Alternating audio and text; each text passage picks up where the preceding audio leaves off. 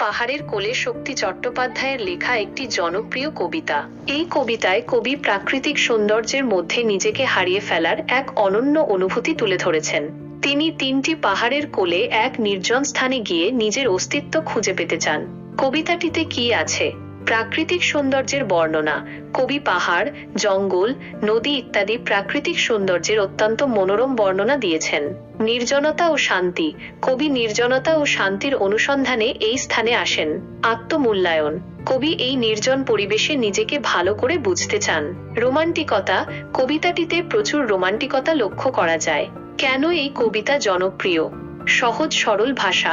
কবিতাটি খুব সহজ সরল ভাষায় লেখা হয়েছে, যা সকল পাঠককেই আকর্ষণ করে। প্রকৃতি প্রেমিকদের জন্য এই কবিতা বিশেষ আকর্ষণীয়। আত্মমূল্যায়নের জন্য, নিজেকে ভালো করে বুঝতে চাওয়া মানুষের জন্য এই কবিতা অনুপ্রেরণাদায়ী।